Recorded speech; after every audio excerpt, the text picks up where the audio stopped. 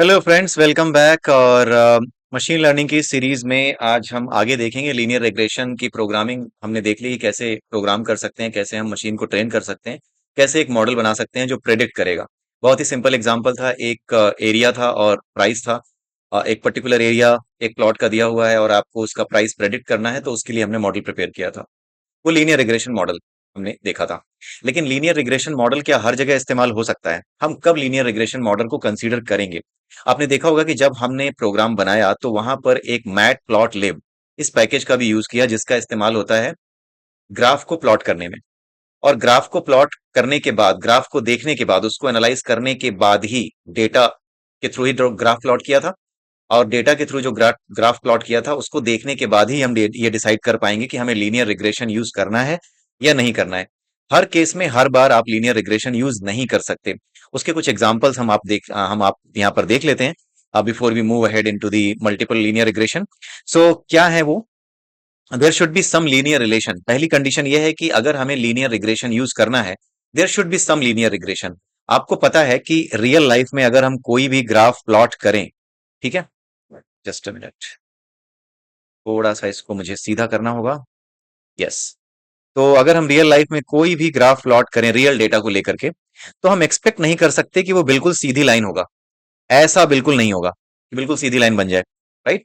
हम जब भी डेटा लेंगे और वहां पे अगर लीनियर रिलेशन हुआ भी, जैसे हमारा इक्वेशन है y is equal to m x plus c, जिसमें होता क्या है, हमेशा एक स्ट्रेट लाइन आती है, हर पॉइंट इसी स्ट्रेट लाइन पे होता है।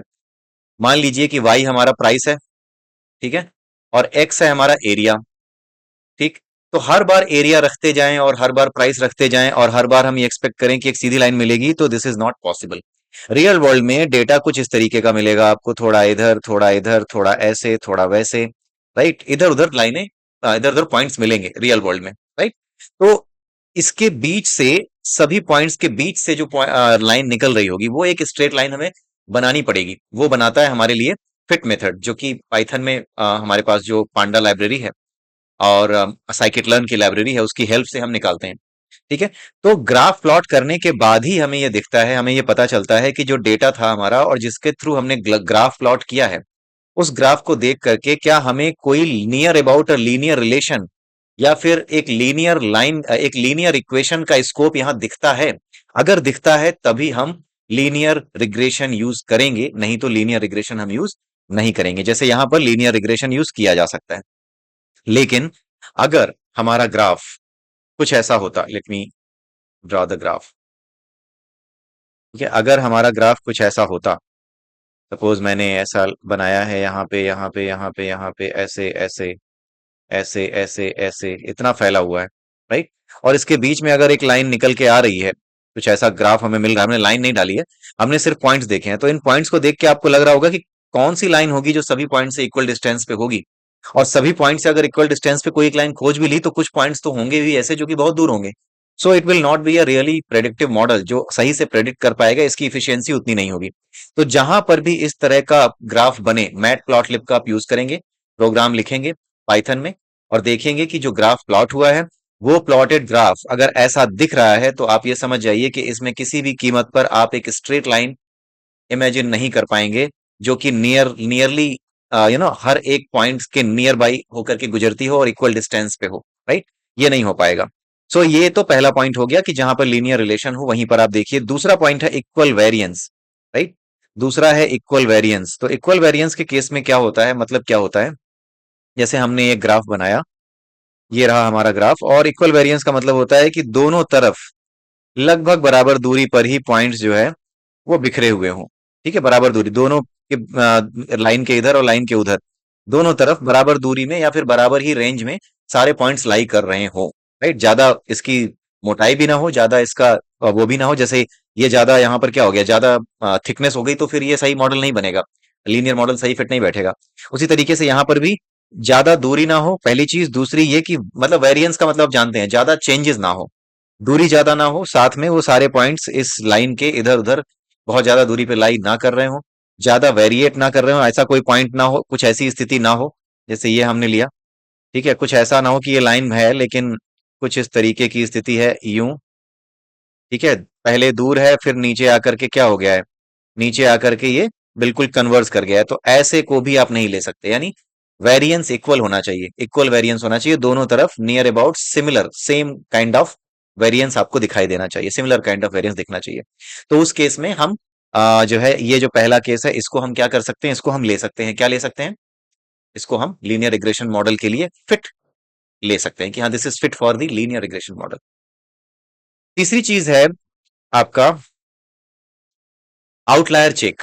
ठीक है, ये जो आउटलायर चेक है इसका मतलब होता है कि ऐसे कौन से पॉइंट्स हैं, जैसे हमने एक ग्राफ बनाया, ये ग्राफ बना सपोज, और यहाँ पे एक लाइन है और इस लाइन के इधर इधर इधर बहुत से पॉइंट्स जो है बहुत दूरी पे हैं।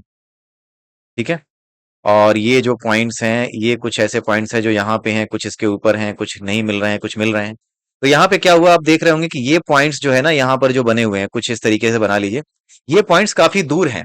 यानी जब सैंपल कलेक्ट किया गया होगा तो कुछ पॉइंट्स ऐसे हैं जो कि बहुत दूर दूर पड़ेंगे, आइडियल लाइन के दूर पड़ेंगे। क्यों होगा, क्योंकि ये उस समय के पॉइंट्स होंगे जबकि हो सकता है कि वो वेरिएबल्स या जिस वेरिएबल के अगेंस्ट आपने किया है वो वेरिएबल कुछ इंपैक्ट डालता होगा, लेकिन आज की डेट में वो वेरिएबल इंपैक्ट नहीं डालता। जैसे हमारी सोसाइटी में क्या होता है कि अगर कोई चीज बिक रही है तो उसकी एक खास वजह है बिकने की, राइट।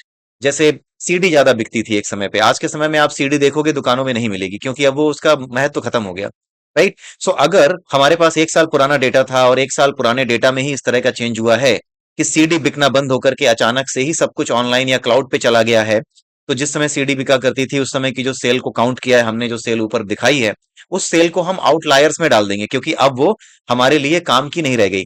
तो it is all based on the, ये जो आउटलायर चेक है ना, this is always based on the domain knowledge. ठीक है, डोमेन नॉलेज जिसको होता है, यानी कि जो आपका डेटा साइंटिस्ट है या फिर जो मशीन लर्निंग के जरिए ट्रेन कर रहा है या फिर जो सजेशन दे रहा है एज अ डेटा साइंटिस्ट, उसको डोमेन नॉलेज भी होनी चाहिए कि किस डेटा को इंक्लूड करना है, कौन से डेटा को इंक्लूड नहीं करना है। ये सारा का सारा डेटा क्लीनअप का पोर्शन है, right. It is all about the data cleanup and data preparation for creating a proper model जो कि सही से प्रेडिक्ट कर पाए। तो ऐसा कोई भी डेटा पॉइंट जो कि आज की डेट में बहुत ज्यादा रिलेवेंस नहीं रखता है या रखता ही नहीं है रिलेवेंस, उसको आपको हटाना होगा। वही एग्जांपल है, एक साल पहले जो पैरामीटर इंपॉर्टेंट था, अब वो पैरामीटर अगर इंपॉर्टेंट नहीं रह गया है तो उससे रिलेटेड जितना भी है उसको आप आउटलायर्स में डाल दो, उसको हटा दो, अब उसका मतलब नहीं, राइट। जैसे आज की डेट में मोबाइल फोन है सबके हाथ में, तो जब मोबाइल फोन है तो उस केस में आप कितने घरों में आपके टेलीफोन होगा, होगा जरूर, ठीक है, लेकिन बात यह है कि कितने लोग टेलीफोन प्रेफर करेंगे खरीदना, अपने यहाँ टेलीफोन कनेक्शन लेना। That is the main thing. जो नॉर्मली अपने घरों में रह रहे हैं, फ्लैट्स में रह रहे हैं, ठीक है, वहां कितनी ज्यादा उनको डिमांड होगी, डिमांड नहीं होगी, राइट। तो जो डेटा पुराने डेटा से रिलेटेड है, पुराने सिचुएशंस को डिपिक्ट करता है, उन सिचुएशंस में जो डेटा आपके लिए उस समय वैलिड था आज की डेट में वैलिड नहीं है। सो जो कुछ आज की डेट में वैलिड नहीं है आप उसको डोमेन नॉलेज के बेस पे जब बाहर निकालते हो तो then we say that we have done an outlier check.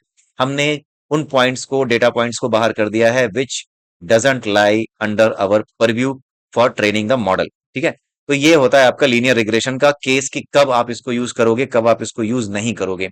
अगर कुछ ऐसी सिचुएशन बन जाती है, सपोज एक ग्राफ ही आपने बनाया कुछ यूं है और इस तरह का कुछ मिल रहा है, ठीक है, ऐसे ऐसे चला जा रहा है, इस तरीके से भागा जा रहा है, कुछ इधर है कुछ इधर है, तो इसमें आप क्या बनाओगे, you can not make any line, आप बता ही नहीं सकते।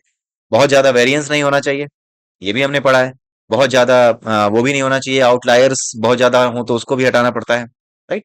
उसके अलावा लीनियर रिलेशन जैसी कोई चीज अगर ना दिख रही हो देन ट्राई टू थिंक कि आप वाकई में यहाँ पे लीनियर रिग्रेशन यूज करोगे या क्या यूज करोगे। ठीक है, तो ये this was all about the linear regression when you should use it. अब दूसरी चीज आती है जो आज का टॉपिक है, that is multiple linear regression. Multiple linear regression, इसमें क्या करते हैं, इसका जो नॉर्मल मैथमेटिकल इक्वेशन है that looks like something like this, y is equal to b zero which is a constant plus b1 x1 plus b2 x2 plus b3 x3 plus up to bn x n, right. So ये कुछ equation होता है multiple linear regression का। यानी जैसे अभी हमने देखा कि एरिया पर ही डिपेंडेंट था हमारा जो है प्राइस प्लॉट का, लेकिन मान लीजिए एरिया के अलावा और पॉइंट्स भी ले लिए जाएं, जैसे कितना पुराना घर है, किस एरिया में बना है, किस सिटी में है, कहाँ पर प्लॉट के दाम ज्यादा है, उस पर भी डिपेंड करने लगता है ना। तो सिटी, एरिया, ये सारी चीजें मैटर करने लगी, कितना पुराना है, कितने वॉशरूम है, कितना बेडरूम है इसमें, राइट। ये सारी चीजें, हॉल है कि नहीं, ये सारी चीजें इंपैक्ट करने लगती हैं। तो जितनी भी चीजें हैं जिसके ऊपर आपका प्राइस डिपेंड डिपेंड कर रहा है, वो सारे के सारे क्या कहलाते हैं? Independent variable. जैसे आपका वॉशरूम हो गया, ये इंडिपेंडेंट हो गया, लेकिन प्राइस क्या हो गया? डिपेंडेंट, क्योंकि वॉशरूम पे डिपेंड कर रहा है। दूसरी है आपका हॉल है या नहीं, ठीक है, इस पे डिपेंड कर रहा है प्राइस। तो ये सब इंडिपेंडेंट वेरिएबल है। हॉल के अलावा आपका हो गया किचन है कि नहीं है, किचन तो होता ही है, इसलिए इसको हटा सकते हैं, किचन तो होता ही है। उसके अलावा आपका आ गया आपका एरिया तो था ही, ठीक है। उसके अलावा आपका आ गया बेडरूम्स कितने हैं, और उसके अलावा आपका आ गया कितना पुराना है, विच मींस एज, कितनी एज है आपके इस मकान की जिसको आप बेचना चाह रहे हैं। सो ये सारे फैक्टर्स जिनके ऊपर प्राइस डिपेंड करता है, ये सारे फैक्टर्स इंडिपेंडेंट वेरिएबल कहलाते हैं। और यही इंडिपेंडेंट वेरिएबल क्या है? X1 है, X2 है, X3 है, Xn है। ये इंडिपेंडेंट वेरिएबल्स हैं, राइट। तो इनमें कुछ ना कुछ काउंटिंग भरी होती है। जैसे वॉशरूम 3 है, हॉल 1 है, राइट, हॉल एक ही होता है, नॉर्मली एक ही मिलता है। एरिया, ये एक फैक्टर है। बेडरूम है, 2 3 जो है वो होते हैं। एरिया भी क्या है? एक क्वांटिटी है, एक नंबर है, राइट। सो ये सारे नंबर हैं, बट हम एक सिचुएशन इमेजिन करते हैं, एक अलग सिचुएशन इमेजिन करते हैं जहां पे आपका क्या है, एरिया ले लिया आपने। पहले तो प्राइस ले लेते हैं, जो वाई है ना वो ले लेते हैं, प्राइस। प्राइस ले लिया, उसके बाद आपने ले लिया एरिया, ठीक है। एरिया के बाद आपने ले लिया बेडरूम्स कितने हैं, उसके बाद आपने ले लिया वॉशरूम कितने हैं,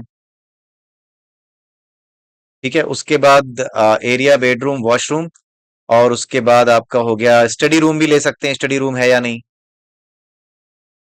उसके बाद हमने ले लिया सिटी, किस सिटी की बात हो रही है, किस सिटी का डेटा है ये। तो जो प्राइस है ये हमारा क्या है? Y, which means final dependent variable जिसकी वैल्यू हमें निकालनी है। Price is equal to Y. Area क्या हो गया? एरिया हो गया आपका X1, ठीक है। B1 हो गया स्लोप, क्योंकि आप एक लीनियर अगर इक्वेशन की बात कर रहे हो तो लाइन है एक, तो लाइन का कहीं ना कहीं B1 तो होगा, ठीक है। B0 भी होगा जो इंटरसेप्ट होगा, B1 भी होगा जो कि उसके एंगल को बता रहा होगा, राइट। B1 X1, X1 क्या होगा? Independent variable. जैसे एरिया हो गया इंडिपेंडेंट वेरिएबल, तो एरिया हम यहाँ पे रखेंगे। B1 में स्लोप होता है, स्लोप रखेंगे। तो ये उस तरीके से आप इमेजिन कीजिए जैसे कि आप लीनियर रिग्रेशन वाले इक्वेशन को इमेजिन कर रहे थे। प्लस आता है बेडरूम। बेडरूम के लिए भी, बेडरूम की काउंटिंग को लेकर के भी प्राइस ऊपर नीचे होता होगा। तो जो ऊपर नीचे प्राइस हो रहा है उसकी वजह से एक स्लोप बन रहा होगा, जो लाइन हमारी बनेगी उसका एक स्लोप बनेगा। तो स्लोप को ले लिया B2 और बेडरूम को हमने कंसीडर किया X2। फिर आप आते हैं वॉशरूम की ओर, तो वॉशरूम के लिए हमने कंपेयर किया B3 X3, यानी B3 आपका हो गया स्लोप और X3 हो गया वॉशरूम का काउंट, ठीक है। स्टडी रूम आ गया। अब हमारा स्टडी रूम कितने हैं? 1 है, 2 है। यहां पर हमने B4 ले लिया, फिर उसके बाद हमने X4 ले लिया, ठीक है। X4 हो गया स्टडी रूम का काउंट, एक्चुअल वेरिएबल वैल्यू, और B4 हो गया स्लोप, ठीक है, क्योंकि लीनियर इक्वेशन की ही बात कर रहे हैं। तो यहां पर कई स्लोप्स की बात हो रही है। वॉशरूम के रिस्पेक्ट में प्राइस की बात हो रही है, तो स्लोप की बात आ गई।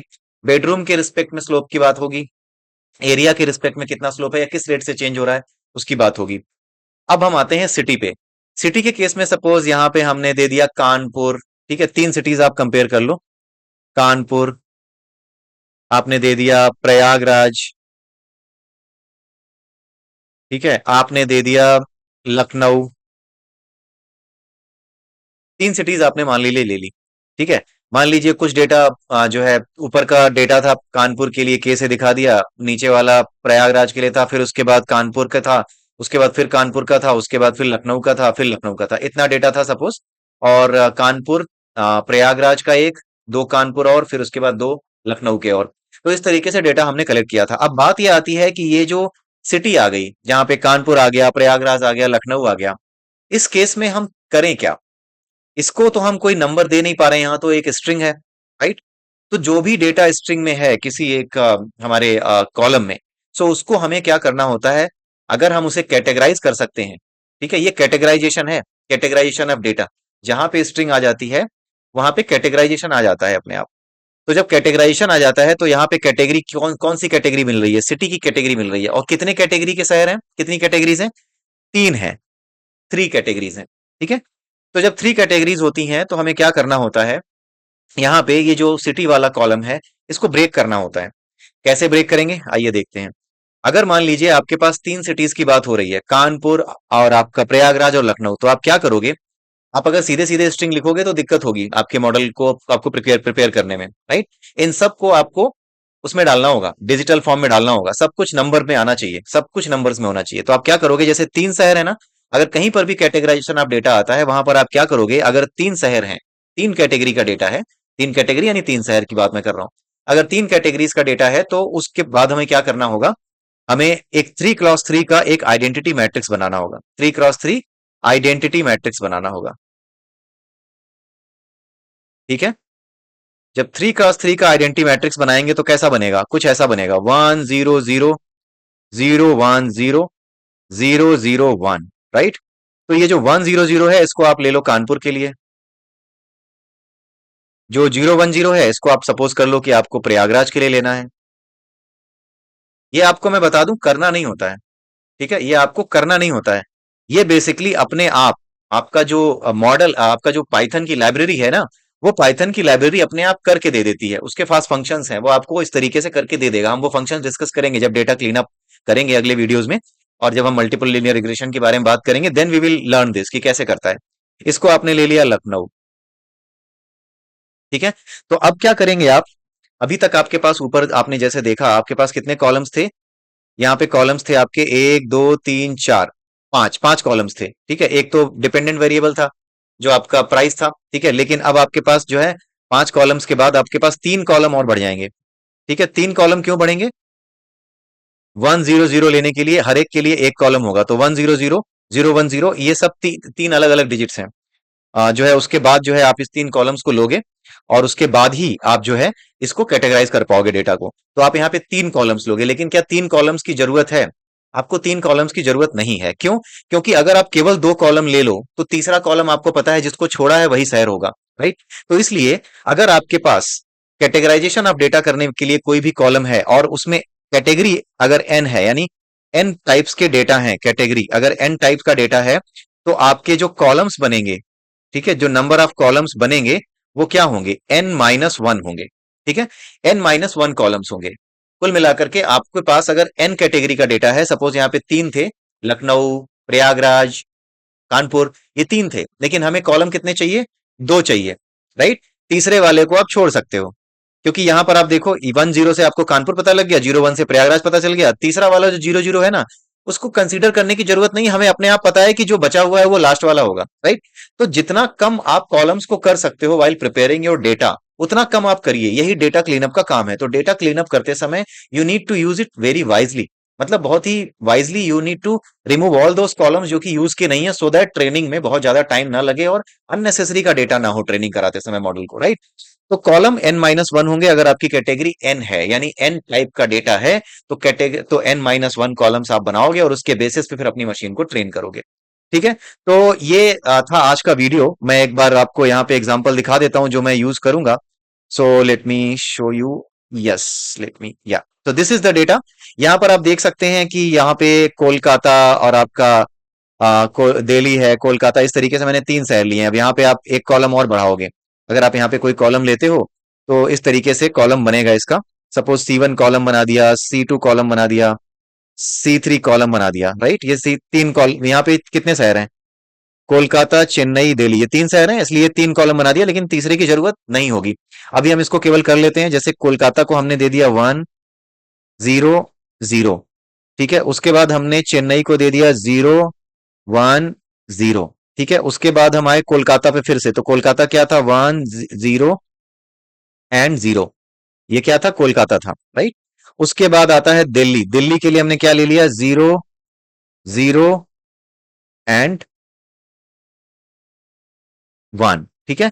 उसके बाद फिर से कोलकाता आ गया जो कि 1 0 0 होगा, राइट। तो ये हमारा डेटा मिल गया।